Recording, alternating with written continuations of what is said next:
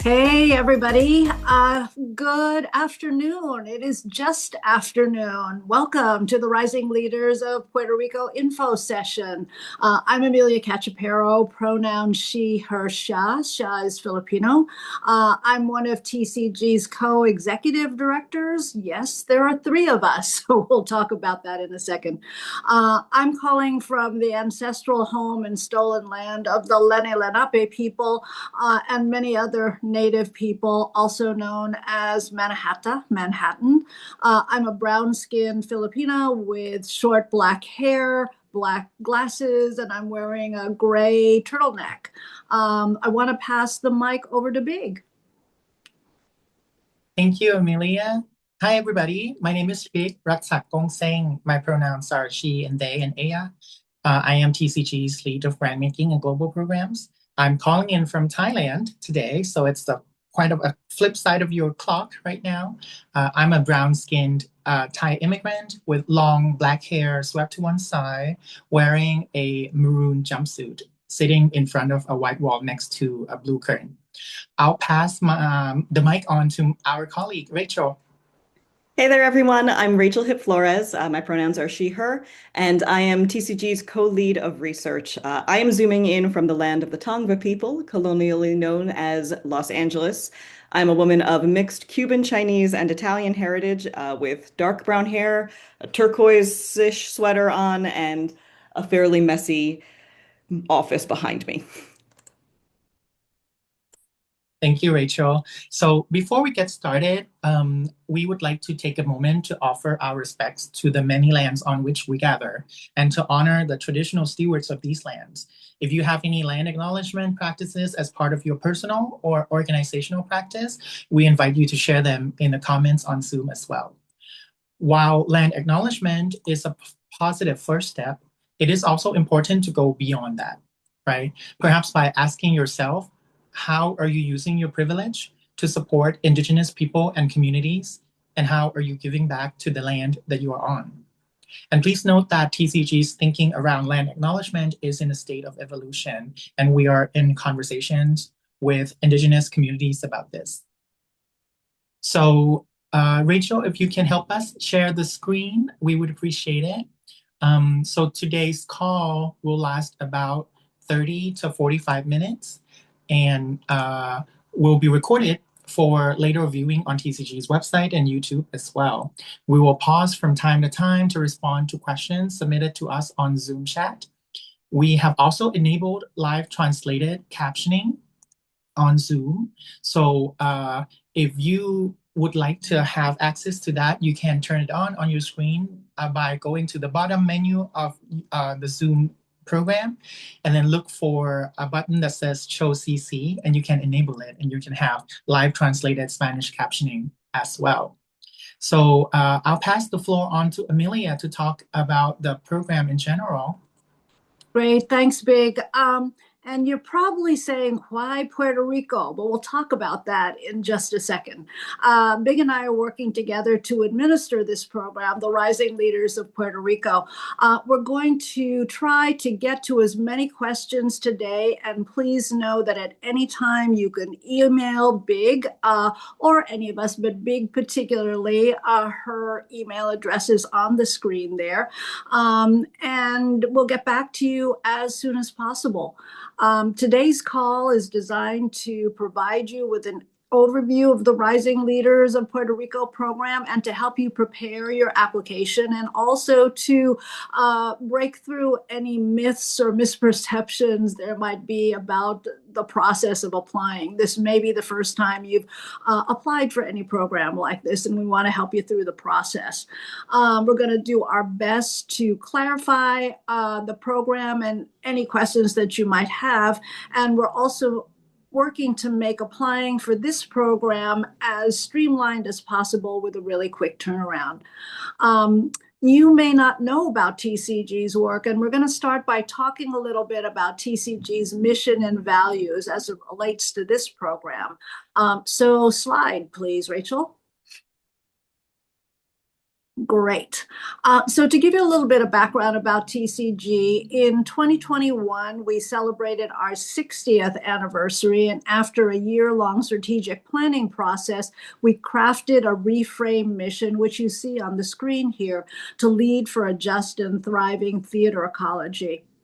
And then, really, just last year in July 2024, TCG transitioned to a three-leader model with me as the co-executive director of national and global programming, my other colleague, Letitia Ellerson, as the co-executive director of national engagement, and our third partner, Alicia Tonsik, as the co-executive director of national operations and business development. As I mentioned, I'm based in Manhattan. Letitia is based in Atlanta, Georgia, and Alicia is based in Portland, Oregon. So as a national organization, we really do cover a lot of ground. And this is the first time in the organization that we've had a co-leadership model. In addition, our board of trustees has a co-chair, co-leadership model. And within our programming team, it's a programming ensemble. So you see Big and Rachel here today, who are part of the programming ensemble. So as a national organization, our main office is in New York, and we also have hubs all across the US. With our magazine staff, we have a bureau in Chicago, and there are other TCG staff located there as well. We have folks in Atlanta, the DC area, the West Coast. Rachel and Alicia are both on the West Coast, and then global, as you see here with Big in Thailand. So we reach over 1 million students, audience members, and theater professionals annually through our programs and services.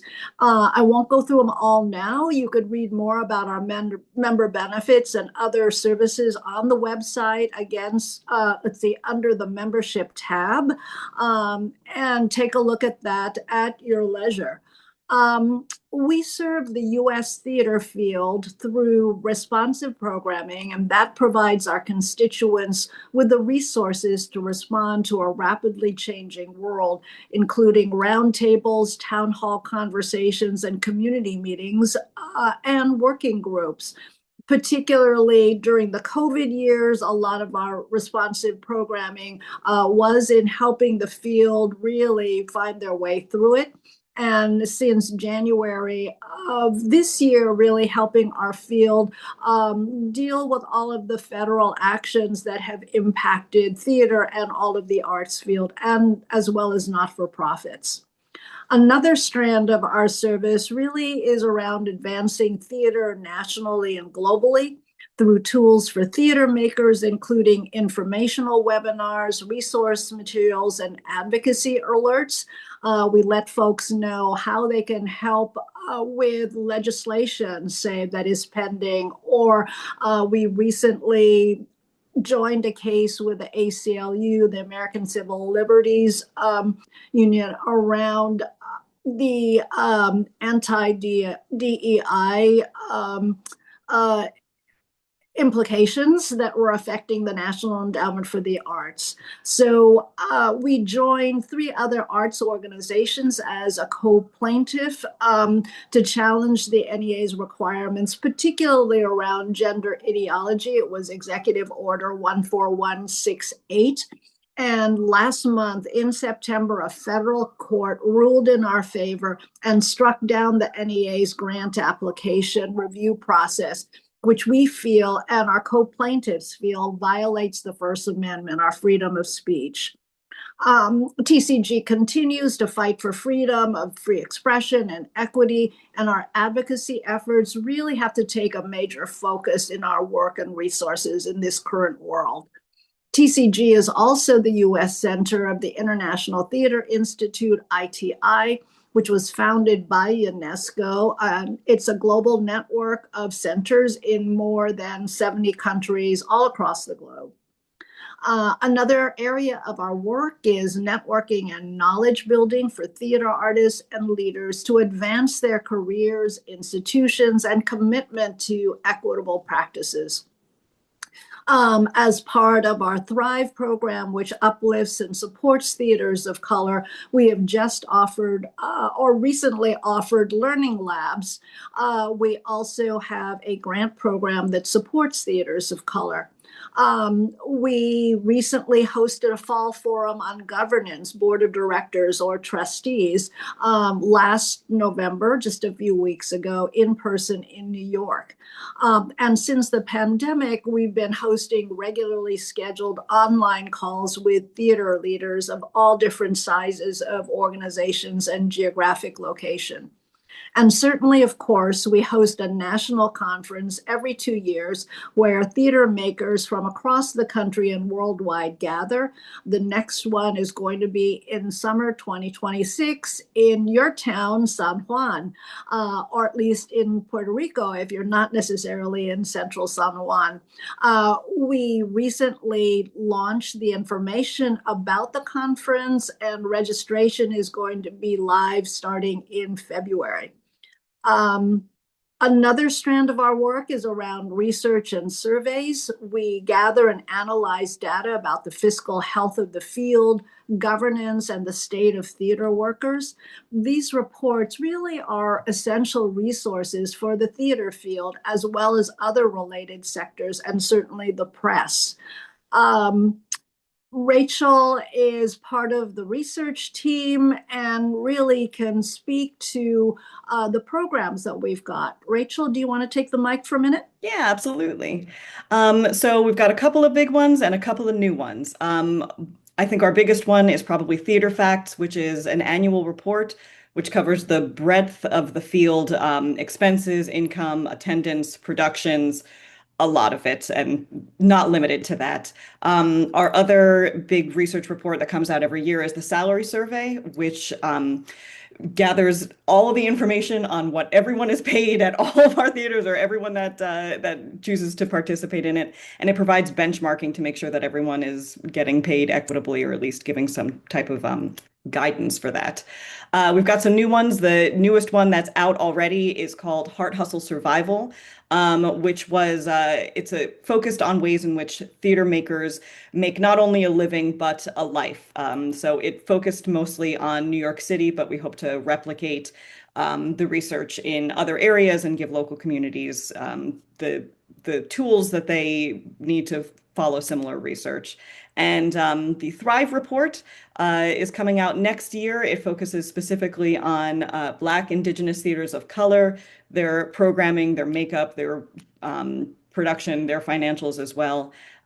So those are sort of things to look out for in 2026 and beyond. Great. Thanks, Rachel. So for y'all on the call, hopefully you're already familiar with our publications wing. They're probably the most public face of TCG. American Theater Magazine is in print quarterly with a new play in every issue, and articles are released daily, weekly online. Just to let you know, we're doing a series of articles beginning in February that's highlighting and uplifting the work of the theater community in Puerto Rico. So take a look or look out for that. It'll be rolling out soon after the new year. TCG is also the largest not-for-profit publisher of dramatic books and scripts in the US. So once we bring a writer on board, we promise to publish the full body of their work and also to keep their books in print in perpetuity, or at least as long as there's a TCG, which hopefully is going to be for a long, long time to come. Our authors have been honored with 21 Pulitzer Prizes, as well as Tony Awards, Nobel Prize for Literature, plus countless off-Broadway awards, Drama Desk Awards, and other national and international prizes. These writers include Brandon Jacob Jenkins, who won the Tony and the Pulitzer for his play Stereophonic, Michael R. Jackson, Heidi Schreck, Jeremy O. Harris, Tony Kushner, Susan Laurie Parks, Nilo Cruz, and many, many more. We also do grant making and professional development that supports theaters and individuals. In addition to this program we're talking about today, we also have the Fox Foundation Resident Actor Fellowships. We have Funds for the Dolls, which supports transgender women of color. The Willa Kim Costume Design Scholarship, and Thrive, which we mentioned earlier, which uplifts and supports theaters of color. There's some links in the chat if you want to take a look at any of that info. So Rachel, let's move to the next slide. So the reason why you're all here, this program. So in the years when we hold a national conference, the program focuses on leaders based in that city. And I should mention that our national conference moves around the country. As I mentioned, in 2026, it'll be in San Juan. In 2024, it was in Chicago. It's been in Pittsburgh, Miami, Los Angeles, Portland, Boston, Denver, lots of places all around the country. So in the years without a national conference, the program supports early career journalists and critics nationwide. So far we've held 2 rounds of journalists and critics cohorts in 2023 and in this year, 2025. And one thing for you all to note is one of the rising leaders of color journalists in the 2025 round, Miranda Purcell, is from Puerto Rico. And she's been so excited about the cohort coming up of you all, or hopefully you all, in Puerto Rico and the upcoming conference. And she's writing articles for American Magazine that you'll be seeing. So with that, note that in the 2026 round, the one focusing on rising leaders in Puerto Rico, we're not going to be including individuals specializing in theater criticism or journalism. Since the last round did, and the round after 2026, which will be 2027, will focus again on critics and journalists. So this program's goal is to identify and uplift 6 highly talented early career leaders based in Puerto Rico who are advancing their careers in the U.S. not-for-profit theater and related sectors, who are committed to advancing the theater field and who demonstrate strong potential to become change agents impacting the field in a significant way. I should mention that we really define leaders in the broadest possible way. It's not just positional, so it's not just the executive director or the artistic director or the executive producer, but we believe that there are leaders in all areas of our field, which includes teaching artists or dramaturgs, directors, actors, a wig master in production. So folks who are leaders are in all parts of the field. Let's move to the next slide, Rachel. So the program uses the idea of a 3-legged stool. So it's a combination of self-reflection and group work, individual coaching, and workshops. And the program supports participants through connecting you to people who can help you learn more about the field and leadership, which includes both peers and other intergenerational leaders. Also through developing your leadership skills and identifying ways to navigate through your career as a rising leader. All of TCG's grant programs are living and breathing programs. We're constantly evaluating their impact on the field, and we make course adjustments whenever necessary. Rachel, let's move on. Eligibility.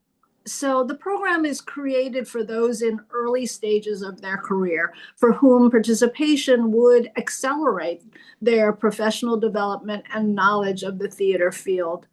Applicants who have already had significant national recognition and participated in similar programs will probably be beyond the scope of this program. And at the same time, those who are not yet at a point in their career to take full advantage of this level of professional development will generally not be competitive. So Big can also help to answer this if you have any questions. So type them in the chat. We'll be checking the chat regularly. So I see a question here. Will this meeting be recorded and then sent to those who signed up? Yes, absolutely. So any other questions, please list them here in the chat. So as you can see, I'm not going to read through them all. The bullet points of the criteria for eligibility, and that's also in the guidelines and on the website.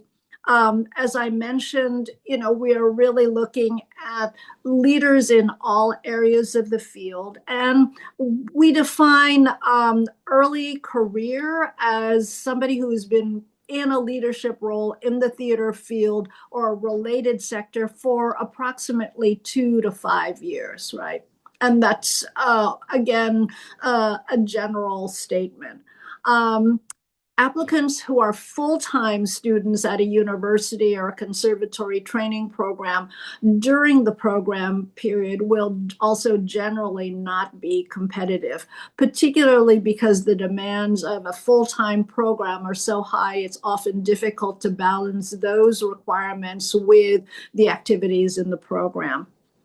And also, you should note that we define theater in its broadest terms. So we include dramatic theater, music theater, physical theater, and object theater as well. So we're going to move to the next slide, and I'm passing the mic over to Big. Thank you, Amelia, for going through all that. As for the selection criteria, TCG uses a peer panel process for this program. It will be an independent panel of theater leaders who are working professionals and knowledgeable about the field of theater in the US. So applications will be reviewed based on the criteria listed on the slide here: talent, skills, and professional experience as an early career leader, maturity, flexibility, and ability to adapt to change, degree to which the program will impact the participant, potential to take on greater leadership responsibilities, potential for positive impact on the theater field, commitment to a just and thriving theater ecology, and commitment to a career in the US not-for-profit theater. And note that the selection process is in 3 stages, and there will be a finalist interview. One note is that we encourage you not to get caught up in grand speak or writing what you think we want to hear. So try to let your personal voice come through. The panelists will likely not know you or your work, so it's important for them, the panelists, to have a sense of your view of the theater field and your place and your work in it as a change maker. So let me check real quick if there are any questions on the Zoom chat. I don't see any. So again, I would invite you to put in any questions that you may have as we go, and then I'll make sure to create a space at the end for another Q&A again. So I'm going to move on. Next slide, please, Rachel. So let's talk about timeline. So the deadline, the application deadline is firm. It is on Friday, January the 30th, 2026 at 6 p.m. local time in Puerto Rico. So let me go through the timeline. So once the application deadline is finished, then we would notify applicants by February 27th of 2026. And then we would have a finalist interview, as I mentioned earlier, either on Monday, the 27th of April, or Tuesday, the 28th of April, between 10 a.m. to 5 p.m. local time in Puerto Rico. And then finalists will be notified by May 1st, 2026 via email. Next slide, please. One thing to mention is it's participating in the program is a professional commitment. So scheduled program activities are dates. Participants must be available, all happening in real time and not recorded for later viewing. The first program activity will be a 2-part orientation, and that is on Monday, May 4th and Tuesday, May 5th of 2026, 12 to 5 p.m. local time in Puerto Rico. There will also be additional professional development activities afterwards from May to October 2026 to February and June and February to June 2027. So there will be 2 semesters, May to October, and then we pause for the year end, and then we come back again February to June of 2027. Let's see if there are any questions. I don't see one yet. Not so far, Big. Thank you, Amelia. So next slide, please. Wow, this came to the tail end of this session, right? So thank you for staying through for the info session with us. For full details, please review our program information and guidelines on our website. I'll drop the website on Zoom chat one more time. And if you have questions later on after this info sessions, feel free to email me, and the website and the email, I believe I will put in the chat. Rachel would help as well. So thank you so much. We can take the screen down, Rachel, and then we can make space for some Q&A if you have any questions or comments for us. So I would like to open this space for everybody. And also would be great to know how you heard about the program. So if you'd like to put that in the chat, how did you find out about it? I don't know if it was through our lead partners in the conference, our ICP, the Instituto Cultura de Puerto Riqueña, and the University of Puerto Rico, as well as, we have other colleagues and friends on the island. The events are both online and in person. The orientation is online, but during the conference period, part of the advantage and benefit of becoming part of the cohort is you will be attending the national conference, which is in person, and we will have also specific activities for the cohort, and we will also be what we call spotlighting the cohort to all of the attendees that are coming from, both the states and all throughout the island. Then the later activities that Big mentioned after the conference into 2027 are mostly online. Thank you, Amelia. And just add quickly to additional professional development activities are approximately 3 hours once a month, right after the conference. So just to give you a general sense of the time commitment, right? But the timing would be scheduled with the cohort because we know people have different schedules, right?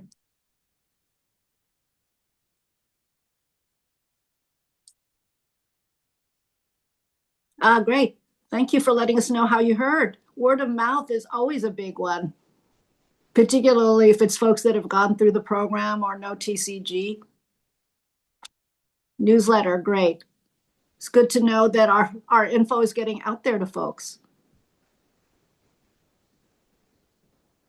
Ex-professor. Yeah.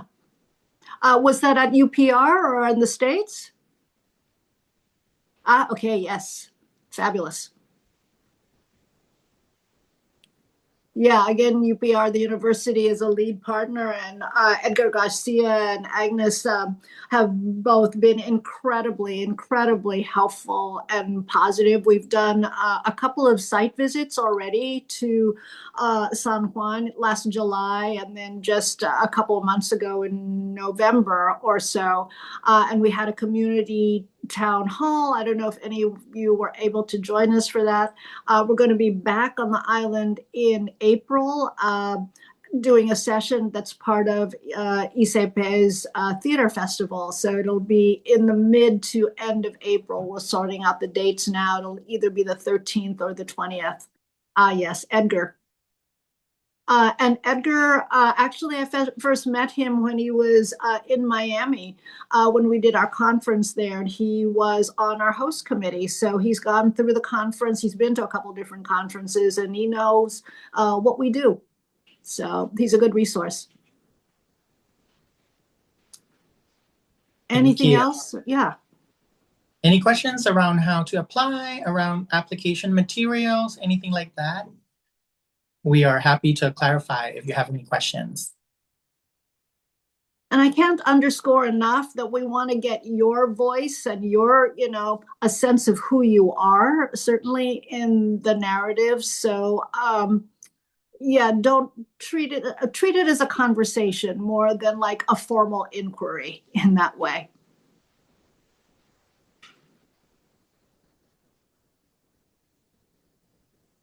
see one question. Mhm. Does the Google form for the application need to be submitted all at once, or will it save our progress if we complete it over the course of a few days? So I believe the default setting for the form is autosave, but double check because sometimes locally on your computer it might be set differently, right? So I just want to make sure I give you the right answer. In general, it will be autosave, but in as a rule of thumb for all the programs that we run at TCG, right, we would encourage everybody to compose your narrative responses in a separate place where you are sure that you're not gonna lose it. So that way, even though, like, say, internet like trickled out or whatever happens, right, you are not losing the progress that you are making on the application. But in general, Google Forms should be saving as you go. Also, you can. Oh, go ahead. Oh, one quick note, Amelia. So also you can submit your responses in different formats, right? So it's not just text, but also if you feel like, oh, you can just talk on the phone as on the way to work, right? Like, oh, this is what you think. You can do that as well. So on our end, it doesn't have to be like fancy edited video or audio clip at all. It can just be your raw response to that, right? As long as it really reflects what you would like to tell us. Right. So just want to make it clear that in the video submission format, we're not looking for something fancy. We're looking for your thoughts, right? It's meant to be relieving burden of the application rather than creating more burden for you to create, full-blown video production in that way, right? So just want to clarify our intention when we offer the audio and video format. The recommendation letter is if we become finalists, right? So yes, so as you advance to next stage, you will be invited to send a recommendation letter, actually not by yourself, but we would contact your recommenders directly. And we will let you know if we have received it or not. So that way you can follow up with your recommenders as well as we are opening for the recommendation, but not in the first stage.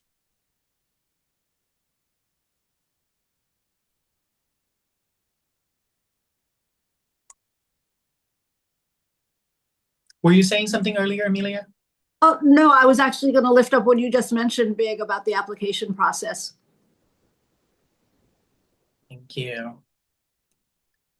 We might be winding down if there aren't any questions. And what always happens, as soon as we close the call, there'll be a question that'll come to you. So please reach out to Big. And as we mentioned earlier, that we will do our very best. There's Big's email in the chat to get the answer to you as quickly as possible. We hope to see you in the application pool. The more the merrier, right? And we would also love to see you on the ground when we're on the island and at the conference. So feel free to email us. We're just one email away if you have any questions. And we look forward to seeing you on the island. Great. And have a good holiday season. Hopefully it will be restful for you, peaceful, and not as stressful, as life can be. So thanks so much for joining us, and stay in touch. Have a great rest of your day. Thank you. And thank you, Rachel, too, for helping us today. Yes, thank you, Rachel. Bye, all.